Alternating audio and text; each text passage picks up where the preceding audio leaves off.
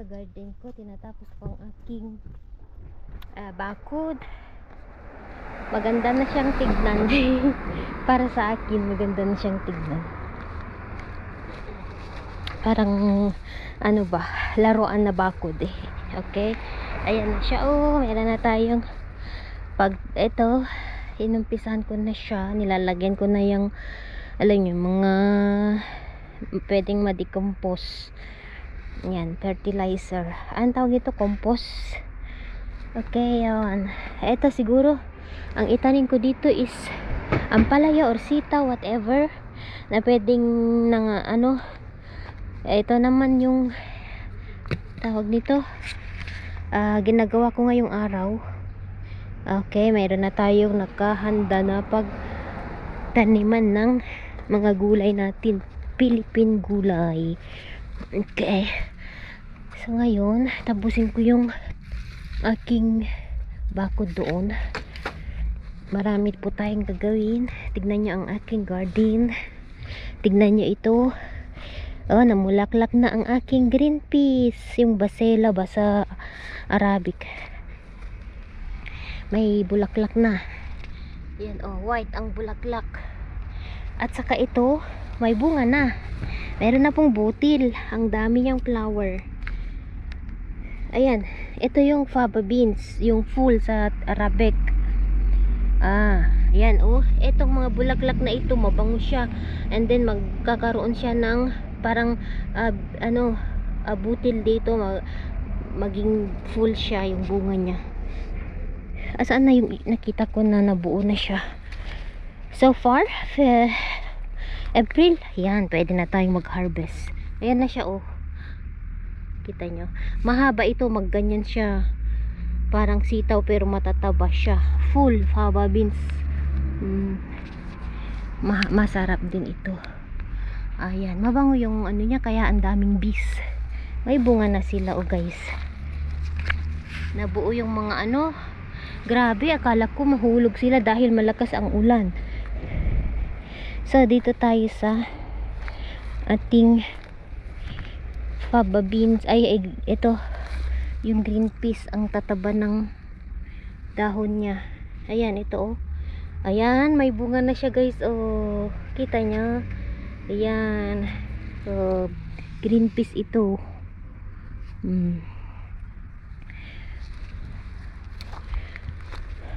Mayroon pa tayong potato, hindi pa na-harvest lahat. So ito yung huli. So tapusin ko yung bakod natin para may masabi tayong matapos ngayong araw. Yan ang ating bed garden. Gawin ko siyang bed garden kahit apat na ganito. 1, 2, 3 o 4, sakto. Tapos doon na siguro next pagtamnan ko yun ng mais or kamatis. Tignan natin, galing sa Philippines. Okay, tapusin ko lang ito. Hello mga kapitbahay. So anyway, dito po sa Lebanon, okay lang po kami dahil alam ko po na alam niyo yung nangyayari dito sa Middle East. So mag-ingat po tayong lahat na nandito sa Middle East. So far ngayon sa Lebanon naman ay quiet sa area namin, sa place namin. Sana po ay maging okay na po ang lahat at tumigil na po itong nangyayari sa bansang Middle East at sa buong mundo ba. Ayan, so update lang po ako na okay po kami dito. So anyway, sa embassy namin, Philippine Embassy, nag-share na po sila ng kanilang abiso sa page nila dito sa FB page sa Lebanon, sa embassy ba. So na pinagsabihan lahat ng mga kababayan o OFW dito na mag-ingat, wag maglabas-labas. So yun guys, mag-update lang po ako. At mag-ingat po tayo mga kababayan nating OFW na nasa Middle East, lalo na po yung mga bansang tina-target ngayon. Isa na po ang Saudi, alam nyo, Kuwait. Marami po tayong viewers na nasa Middle East, like Qatar, Bahrain. Mag-ingat po tayo guys. So far hindi pa naman include ang Lebanon, pero may sabi ng asawa ko na hindi rin natin alam, baka po alam nyo kasi dati naman na target din nila itong bansang ito, pero pag-pray natin na maging okay po ang lahat. So yun po yung update namin dito, update ko. Okay po kami dito guys, salamat po.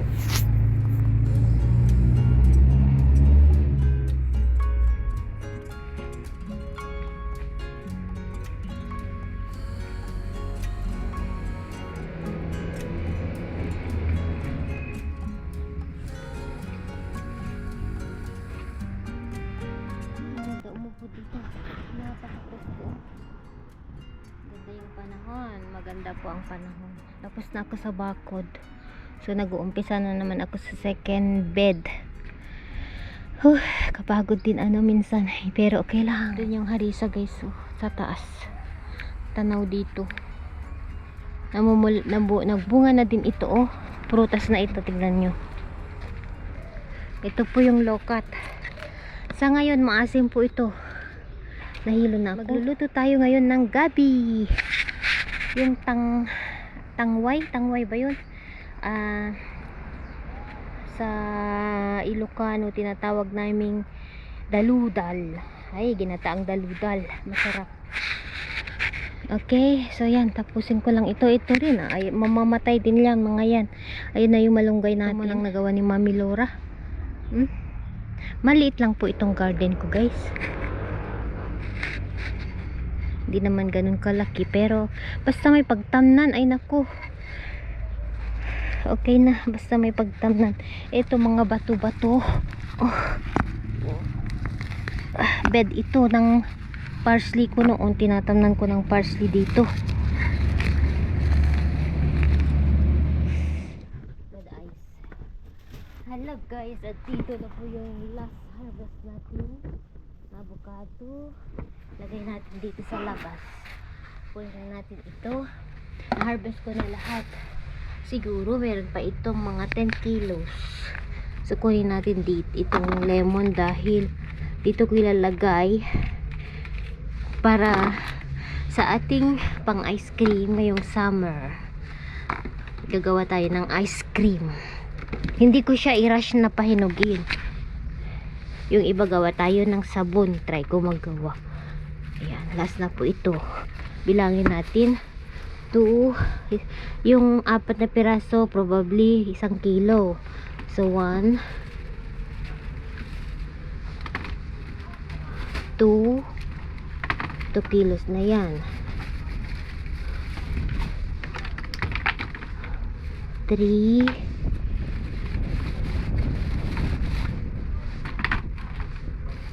4,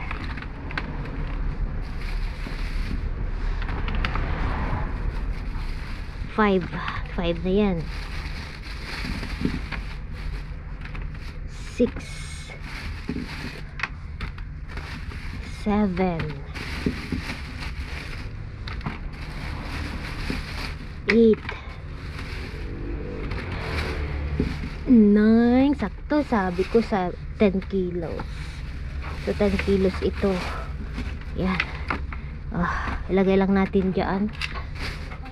Hindi anuhin ng daga dahil kinakain din ng daga ang avocado. Okay. Hindi kaya matumba. Hindi naman siguro matumba. Depende na lang kung anuhin ng pusa. Yan. Last harvest. Namumulaklak na naman sila. Ay, siya pala namumulak. May bulaklak na naman siya. Ready siya sa spring. Let's go na sa loob dahil magluto ako ng pang lunch.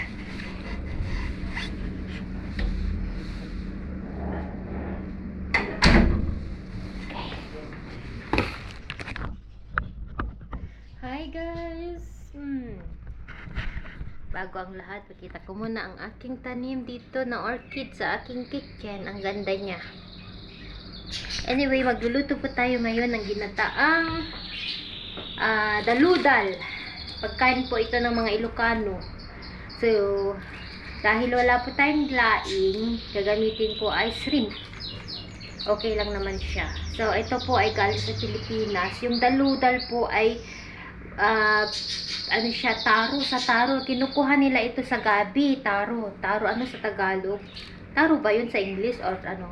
So, kinukuha po ito sa gabi, yung sa dahon niya, sa stem niya. So, yun, tawag namin sa Ilocano is daludal.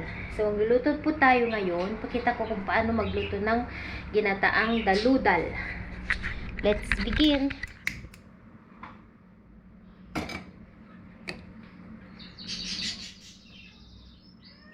Olive oil.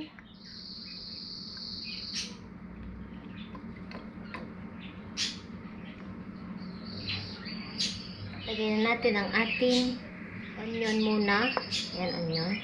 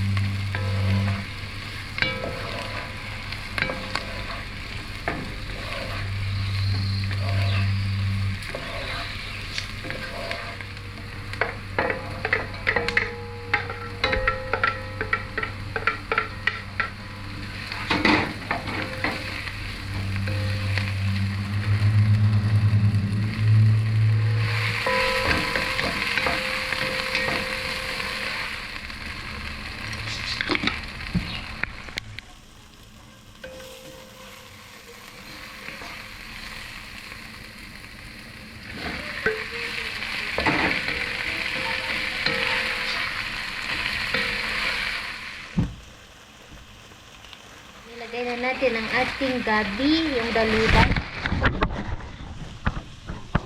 Nilagay na natin ito guys. Na-blanch na pala ito. Tapos nilagay ko sa freezer. So ilagay na natin dyan.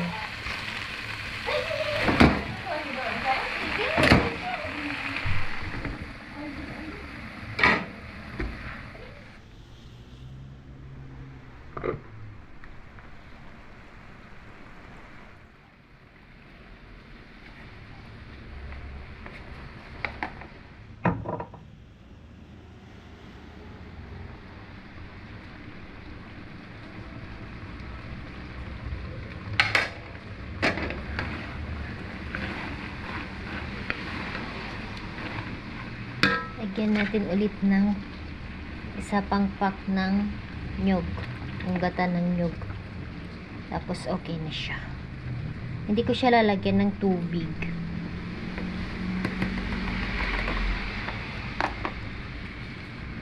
So ayan lang natin, slow cook.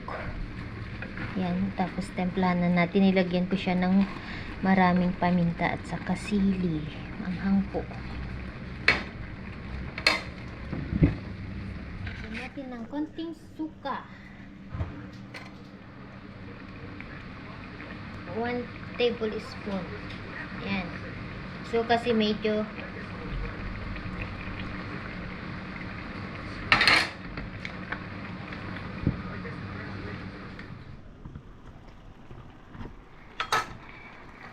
okay na po ang ating ginataang takway daludal sa Ilocano. Yan. Tikman natin. Ang sarap. Manghang siya. Okay. Gusto ko yung dry, medyo walang tubig. Ganyan siya. Ito na po ang ating daludal. Yan. Okay na ito.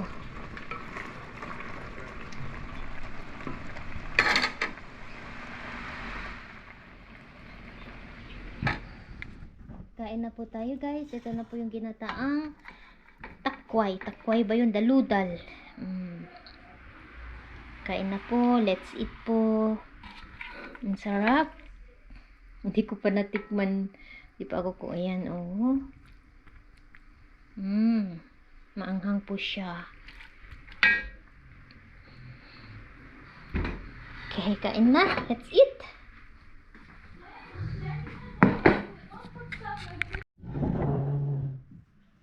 Ayan, sige na.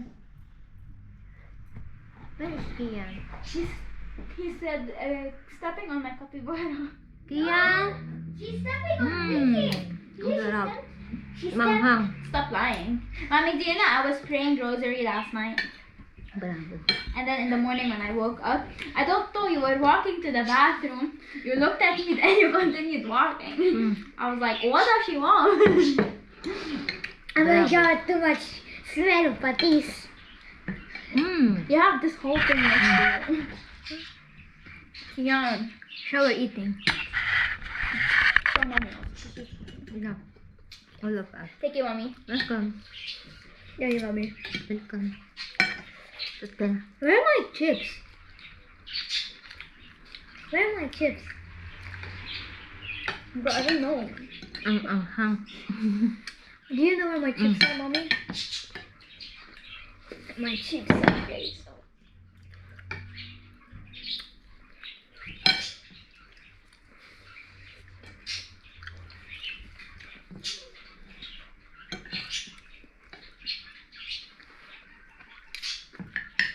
Si Kian din nilalamig. Naglamig is Yeah, it's really hot, mommy.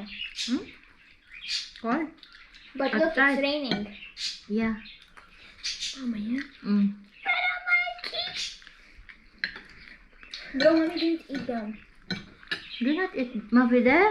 No, I put it between the milk and the Maybe Milo. after you eat. Why are you laughing? I drank the chocolate milk yesterday. You saw me drinking, right, mommy? Yeah. Ito, ito.